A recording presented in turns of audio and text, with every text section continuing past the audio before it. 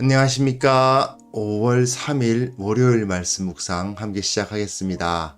예레미야 묵상이 시작되면서 제가 벌써 조금 부담이 돼요. 왜냐하면 예레미야가 아무래도 좀 묵상하기에 많이 좀 힘든 본문으로 알려져 있고, 제가 여러 번 읽기에도 예레미야 자체를 일반 성도들이 그냥 읽어가지고는 좀 이해가 잘 안 되는 부분이 많다 싶은 생각이 들어서 조금 많은 부담을 갖고 있습니다만은, 또한 주님께서 이것을 통해서 네가 섬길 수 있는 기회가 되지 않겠냐라는 마음을 제게 주시는 것 같습니다. 좋은 소위 말하는 쉽고 인기 있는 본문이 아니라 하더라도 거기에 숨어 있는 의미를 파악하고 하나님의 말씀이 가지고 있는 그 깊은 의미를 우리가 발견해 나갈 수 있다면 그 자체가 기쁨이 아니겠습니까? 제가 어떤 특별하게 깊은 신학적인 내용까지 다루는 것은 아니잖아요. 그런 것은 아니고, 우리가 정말 평신도로서 이 예레미야를 읽을 수 있을 때 읽어보고 이것이 어떤 의미인지 오해하지 않을 수 있을 정도는 되어야 된다고 생각합니다. 우리 말씀에 대해서 조금 더 노력해서 좀 집중하고 말씀이 우리에게 무엇을 가르치고 있는지를 깨닫는 시간들이 되었으면 좋겠습니다. 그렇게 할 때에 하나님께서 정말 하늘문을 여시고 우리들에게 큰 은혜를 부어주시지 않을까 기대합니다. 그럼 오늘 예레미야 두 번째 시간인데요. 예레미야가 부름을 받는 이야기를 통해서 은혜 받으시기를 바랍니다. 그럼 함께 말씀을 보도록 하겠습니다.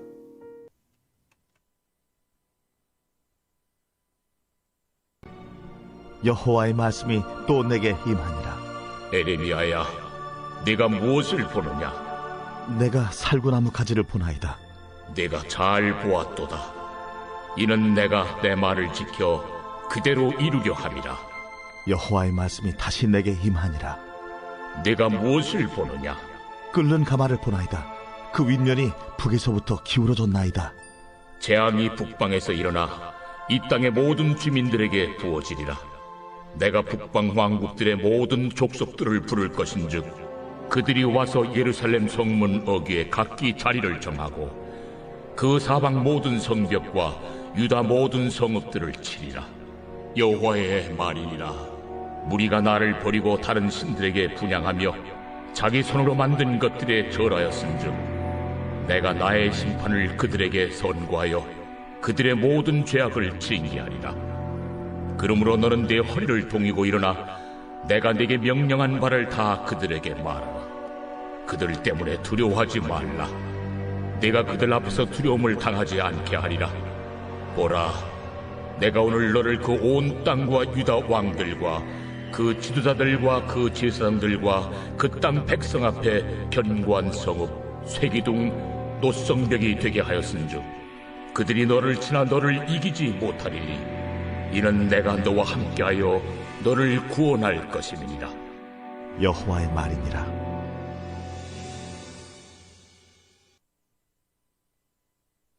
네, 예레미야 1장은 예레미야가 어떻게 부르심을 받았고 어떤 말씀을 주셨는가를 파악하게 되는 부분인데요. 그러니까 예레미야 전체의 서론이라고 할 수 있습니다.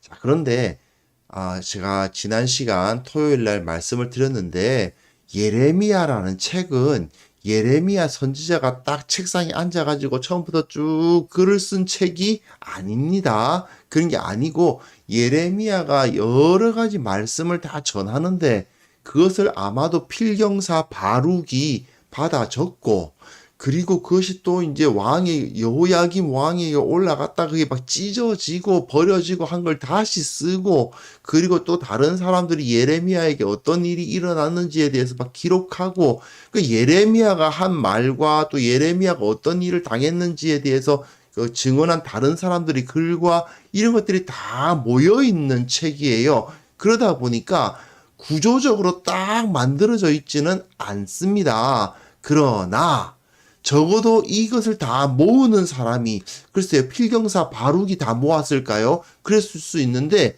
이 사람이 딱 모아놓고 보면 그래도 전체적으로 이게 어떤 이야기가 진행되어 나간다라는 것을 보여주고 싶겠죠. 가장 앞부분에는 예레미야라기보다는 이 예레미야가 겪었던 일과 예레미야가 전한 말씀을 모아놓은 사람이 보기에 이 전체적으로 흐르는 주제가 어떤 것이 있겠구나 하는 것을 딱 제시하고 있다고 할 수 있습니다. 그래서 주제라기보다는 테마라고 볼 수 있습니다. 테마라는 말이 좀 어려우실 수 있는데요. 테마란 말은 뭐냐면 이 예레미야를 읽으면 계속 반복되는 부분인 겁니다. 계속해서 강조되는 부분.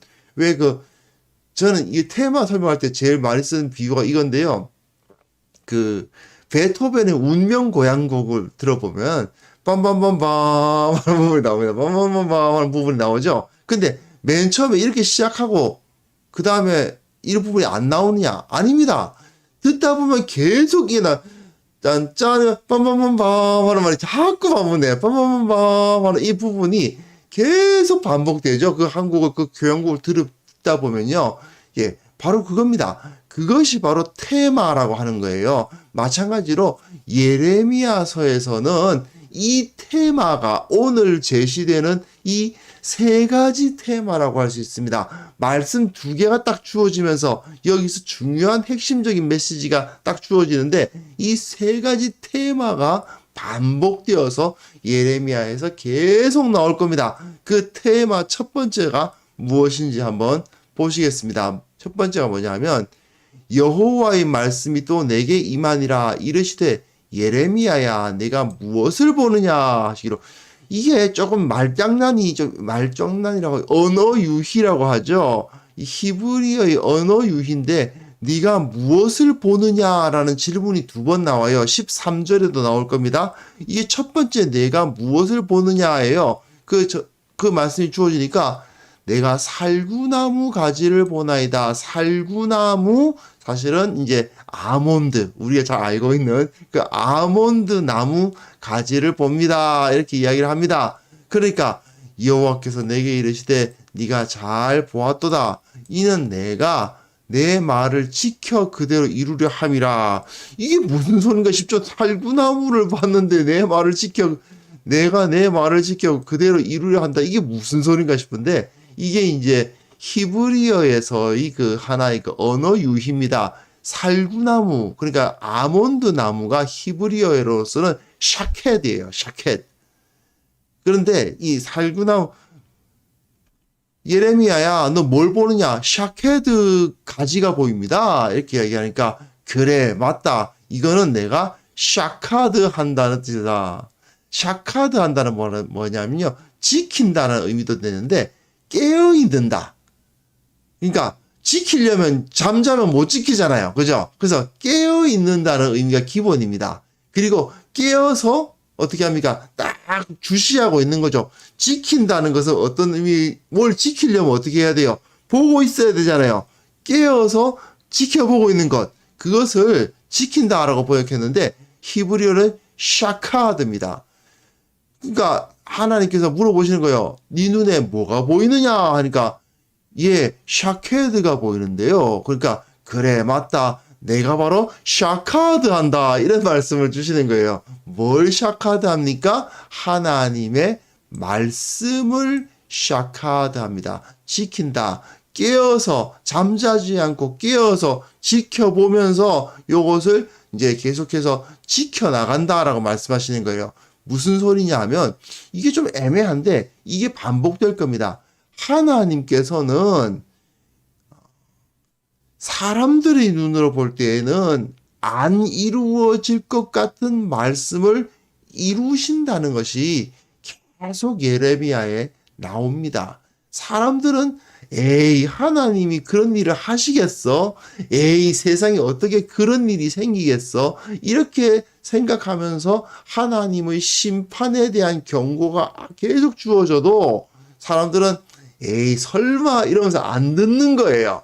그런데 하나님은 내 말을 지켜 그대로 이룬다.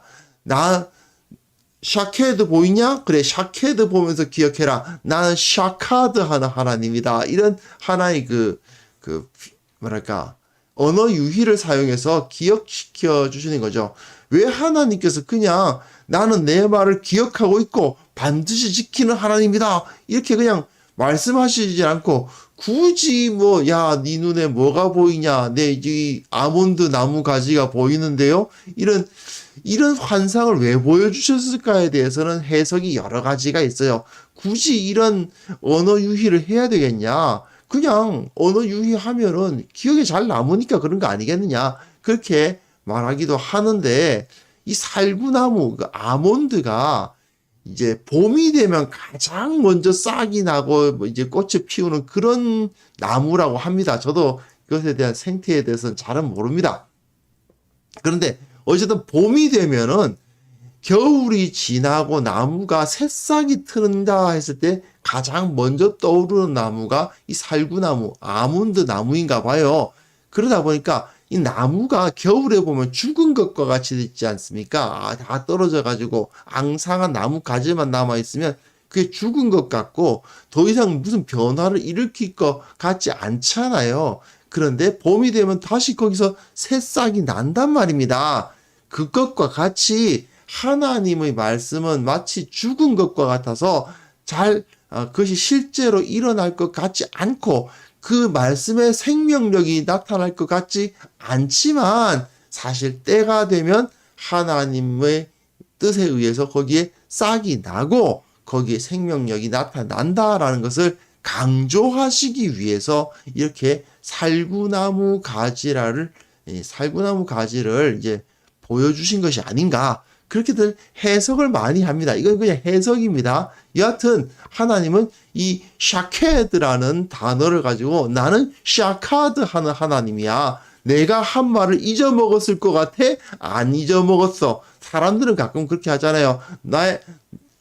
사람은 나 이렇게 할 거야. 조심해. 이렇게 해놓고는 내가 그런 말을 했다는 사실을 잊어먹는 경우가 있죠.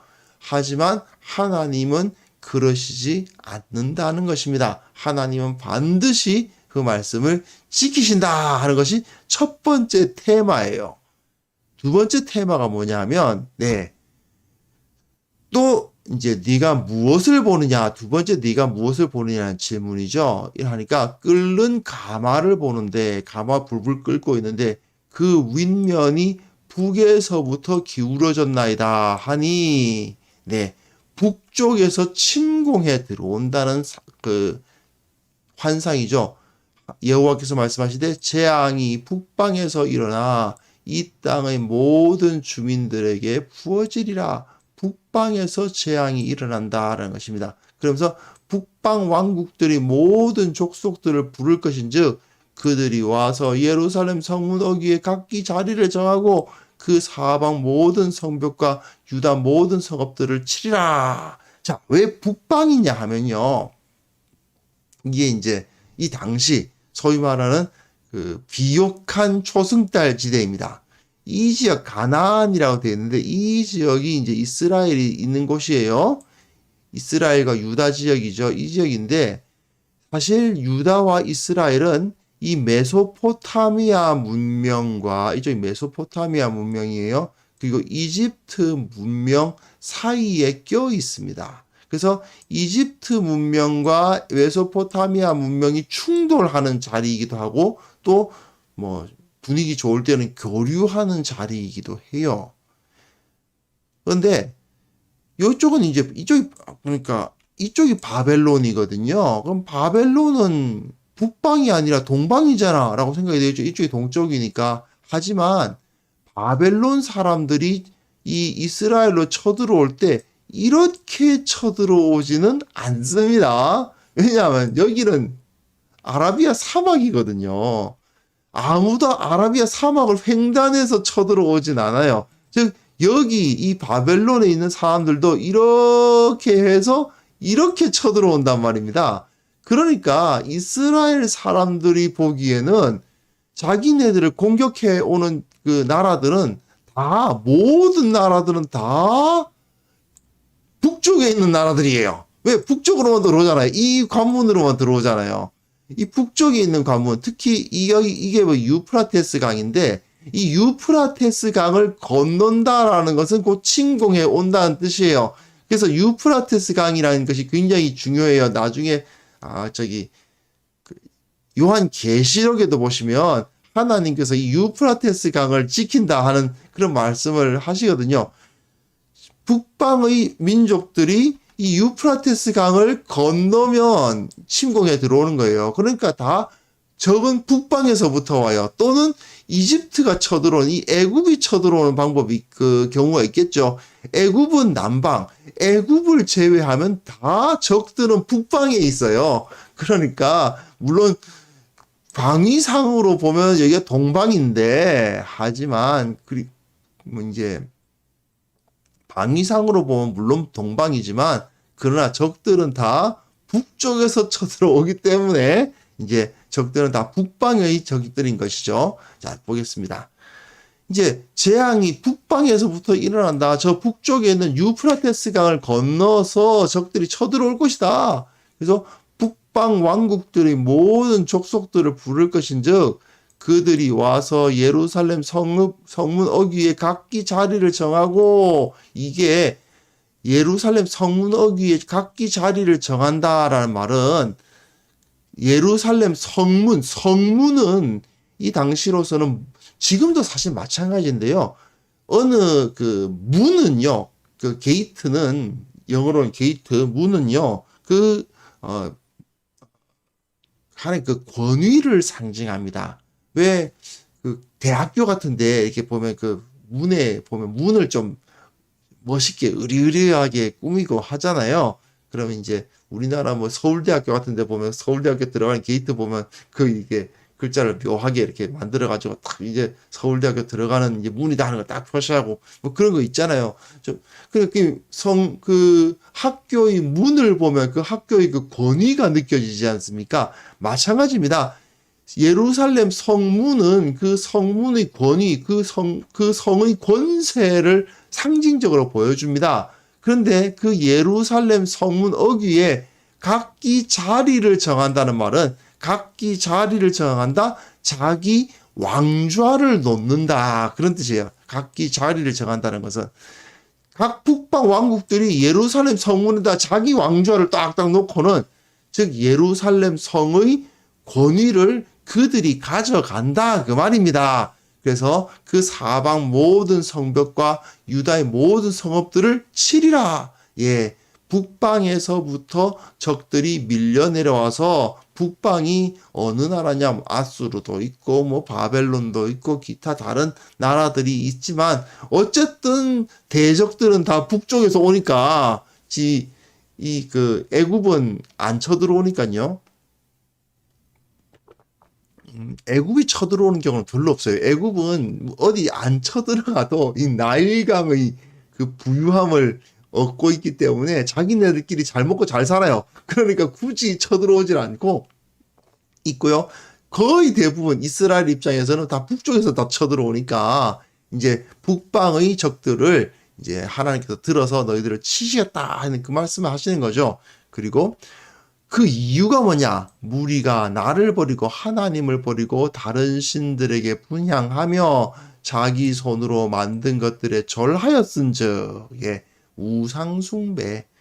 예레미야에서는 계속해서 나옵니다. 이 예루살렘 성의 왕과 귀족과 제사장들과 일반 백성들, 다른 유다의 여러 백성들이 모두 다 하나님을 섬기지 아니하고 말로만 하나님을 섬긴다고 하고 다른 신들에게 분향하며 자기 손으로 만든 우상에게 절하였다. 이게 예레미야서에선 계속 나오는 두 번째 테마인 거죠. 첫 번째, 하나님은 그 하신 말씀을 반드시 지키신다. 하나님이 너희들에게 심판을 말씀하신다. 반드시 심판하시겠다고 말씀만 하시고 실제로 심판 안 하실 것 같으냐? 천만의 말씀이다. 하나님은 실제로 심판하신다. 그것이 첫 번째 테마. 두 번째는 뭐냐? 너희들이 계속해서 우상을 숭배했으니 저 북방의 여러 민족들로 하여금 너희들을 치게 하실 것이다. 라는 것이 두 번째 테마입니다. 예, 이것이 예레미야에서 상당히 중요한 두 번째 테마죠. 이건 좀 이 그림은 좀 이해해 주셨으면 좋겠습니다. 이게 중요한 그림입니다. 자, 이게 소위 말하는 이 초승달처럼 생겼죠? 비옥한 초승달, 영어로 되어 서 죄송합니다.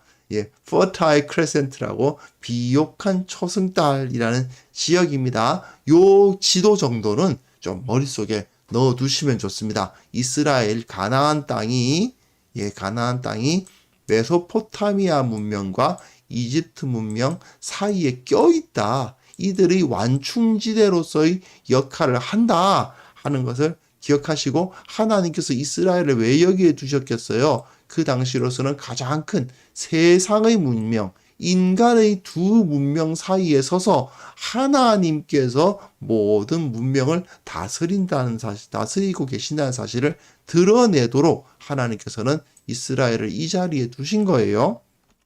자, 그리고요. 자, 세 번째 테마입니다. 세 번째 테마가 무엇이냐? 그러므로 너는 내 허리를 동이고 일어나 내가 내게 명령한 바를 다 그들에게 말하라. 예, 세 번째 테마는 예레미야가 자기는 이 말씀 전하고 싶지 않아요. 자기는 이 말씀 하고 싶지 않습니다. 하고 싶지 않은데 계속해서 하나님께서 그 말씀을 하도록 요구하시는 거예요. 그렇기 때문에 사람들의 눈치를 볼 거냐, 하나님의 말씀에 순종할 거냐, 이 사이에 껴가지고 예레미야는 계속 고민합니다. 그래서 눈물의 선지자예요. 근데 어쩔 수가 없죠. 하나님께 순종할 수밖에 더 있나요? 사람을 두려워해서는 안 되죠. 네. 그래서 그들 때문에 두려워하지 말라. 내가 그들 앞에서 두려움을 당하지 않게 하리라. 이것이 바로 세 번째 테마입니다. 사람들이 좋아하는, 사람들의 귀에 듣고 싶어 하는 말을 해주는 것이 아니고, 하나님께서 심판을 이야기하시고 하나님께서 저 북방으로부터 적들이 쳐들어오게 하실 거라는 그 말씀을 반드시 이루신다. 하나님은 반드시 그 말씀을 지키신다. 샤카다 하신다. 그것에 대해서 강조를 해야 되는데 그 말을 하려니까 사람들이 다 듣기 싫어합니다. 그렇지만 그들을 두려워하지 말고, 사람들을 두려워하지 말고 하나님께 순종하라 하는 그 메시지가 나오죠. 하나님께서 보라, 내가 오늘 너를 그 온 땅과 유다 왕들과 그 지도자들과 그 제사장들과 그 땅 백성 앞에서 견고한 성읍, 쇠기둥, 노성벽이 되게 하였은즉, 무슨 얘기겠어요? 이 사람들이 다 공격한다는 겁니다. 온 땅 유다 왕들, 그 지도자들, 그 제사장들, 그 땅 백성들이 전부 다 예레미야를 공격할 거예요. 죽이려고 할 거예요. 그렇지만 예레미야는 하나님의 능력에 의해서 견고한 성읍이 되고 쇠 기둥이 되고 놋성벽이 되니까 아무리 쳐도 끄떡도 하지 않는다라는 말씀입니다. 근데 나중에 읽어보면 정말 예레미야 끄떡끄떡해요. 끄떡도 하지 않을 것이다 라고 이렇게 말씀하시지만 사실 예레미야 정말 고생 많이 합니다. 하지만 그럼에도 불구하고 하나님의 말씀에 순종해서 그 말씀을 계속해서 전하죠. 왜? 사람들을 두려워하지 않고 하나님을 두려워해서 하나님의 말씀을 전했기 때문입니다. 그래서 하나님은 그들이 너를 치다, 너를 이기지 못할 것이다. 이것이 세 번째 테마예요. 하나님의 말씀에 순종해서 하나님의 일을 하면 주위의 악한 자들이, 어리석은 자들이, 하나님을 믿지 아니하고 우상을 숭배하는 자들이 너를 칠 것이다. 하지만 하나님께서 너를 도와주시기 때문에 너는 그들을 이길 것이고 그들의 공격을 능히 견뎌낼 수 있을 것이다. 이는 내가 너와 함께하여 너를 구원할 것입니다. 네, 그러니까 하나님의 구원을 인정받는 사람, 하나님의 구원의 은혜를 누리는 사람이 누구입니까? 유다 백성이 아니고 그 유다 백성들에게 하나님의 말씀을 전하는 예레미야와 그 말씀을 듣고 회개하는 필경사 바룩과 같은 소수의 사람들은 구원을 받을 겁니다. 그러나 그게 아니고 하나님의 말씀을 듣지 아니하고 그저 자기 귀에 좋은 말을 듣고자 하고, 하나님은 물론 우리들에게 이제 우상 숭배하고 그러면 치실 거라고 경고를 하시긴 했지. 하지만 설마 하나님이 우리를 그렇게 무서운 심판의 자리로 이끄시겠어? 설마 하나님께서 저 북방 백성들로 하여금 우리를 치게 하시겠어? 이곳은 하나님의 성전인데 설마 하나님이 이 성전을 파괴하시겠어? 이렇게 생각하는 거죠. 하나님은 이 성전을 지켜주실 거야. 하나님은 이제 우리가 뭐 우상 숭배하고 죄 짓고 그러면 우리를 치실 거라고, 저 성전이라도 뭐 아까워하지 않고 다 칠 거라고 막 경고는 하시지. 하지만 경고는 하시겠지만 설마 치시겠냐? 이걸 이런 식으로 안일하게 생각하고 있었던 그 유대의 백성들 가운데, 예루살렘의 왕과 지도자와 제사장들 가운데 하나님은 그 말씀을 반드시 지키신다. 북방에서 적들이 내려와서 너희들을 칠 거다. 왜? 너희들이 우상 숭배를 하니까. 그리고 이 말씀을 계속해서 예레미야는 전할 건데, 그런데 그 말씀을 전하는 자는 하나님께서 지켜주시고 하나님께서 구원해 주시는 거지. 나는 유다 백성이니까, 난 예루살렘에서 살고 있으니까 하나님이 지켜주시고 나를 보호해 주시고 나를 구원해 주실 거야. 예, 꿈 깨라 그 말이죠. 아니다 이겁니다. 하나님의 말씀을 바르게 전하고 하나님의 말씀에 순종하는 사람들이 구원을 받을 자격을 갖는 것이다. 이것을 강조하는 부분이 바로 이제 예레미야의 앞부분입니다. 그래서 세 가지 테마가 있죠. 실현될 것 같지 않으나 하나님의 말씀은 반드시 실현된다. 우상 숭배를 하는 유다는 북쪽의 대적들에 의해서 결국은 멸망당할 것이다. 그리고 하나님의 말씀에 순종하여 전하는 자는 하나님께서 지키시고 구원하신다. 이 테마가 결국은 이 1장에서 나타나는 예레미야의 계속 반복되는 테마입니다. 자, 이것을 통해서 우리가 조금 나는 어떤 자리에 있어야 되는지를 다시 한번 확인할 수 있었으면 좋겠습니다. 나는 교회 다니니까 구원받을 거야. 우리 아버지 어머니가 장로님 권사님이니까 나는 구원받을 거야. 내가 교회에다가 갖다 바친 헌금이 얼마인데 하나님께서 구원 안 해주시겠어? 이렇게 생각하다가는 하나님의 그 엄위하심 앞에 멸망을 당할 수밖에 없습니다. 하나님의 말씀에 순종하고 하나님을 두려워하지 사람을 두려워하지 않는 그러한 삶을 살아갈 때야만이 하나님의 은혜와 구원을 얻을 자격이 있다라는 것을 우리가 기억하면서 이것이 이러한 삶을 살게 하여 주옵소서. 우리로 하여금 이 사명을 지키게 하여 주옵소서. 함께 기도하는 시간을 가졌으면 합니다. 기도하겠습니다.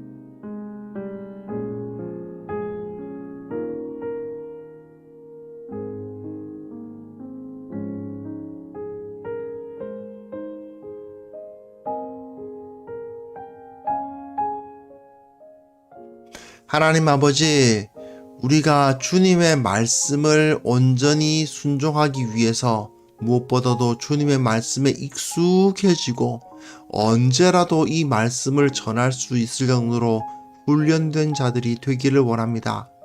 예레미야처럼 이 세상에 나아가 하나님의 말씀을 전하기에 부족함이 없어야 되겠사오니 주님, 우리가 모두 다 말씀에 깊이 창념하는 자들 되게 하여 주옵소서.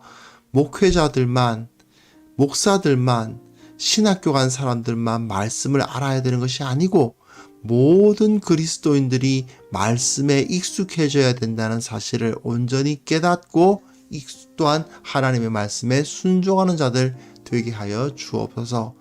그렇게 훈련받음으로 말미암아 이 세상 가운데 나아가 진리를 말할 수 있도록 도와주시고 두려워하지 않도록 도와주옵소서. 무엇보다도 하나님을 먼저 의식하는 자가 되게 하여 주시옵소서. 하나님을 두려워하고 사람을 두려워하지 않는 참된 신앙인들이 다 될 수 있도록 주님 이끌어 주시기를 원하옵고 바랍니다. 특별히 원하옵기는 이 땅의 교회에 예레미야와 같은 영적인 선각자들이 더 많이 나타나야 되겠습니다. 이 한국 교회를 주님께서 불쌍히 여겨주시고 이 땅의 교회가 주님 앞에 바로 설 수 있도록 말씀을 온전히 전하고 사람의 눈치를 보는 것이 아니라 하나님의 말씀을 전하기 위해서 헌신된 참된 지도자들, 참된 선각자들 주님께서 많이 세워 주옵소서.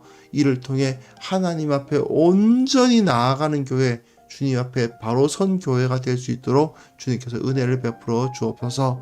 아버지 하나님, 또 새롭게 한 주를 시작하게 하심을 감사합니다. 이번 한 주 주님의 말씀에 더욱더 깊이 붙잡혀서 이 세상 가운데 나아가 주님의 말씀대로 살아가고 세상을 두려워하지 아니하고 사람을 두려워하지 아니하고 오직 하나님을 두려워함으로 삶을 통해서 이 세상에서 하나님께서 베풀어 주시는 은혜와 하나님께서 베풀어 주시는 구원을 누리며 기뻐하고 감사하며 살아가는 우리 모두가 다 될 수 있도록 주님께서 함께하여 주옵소서.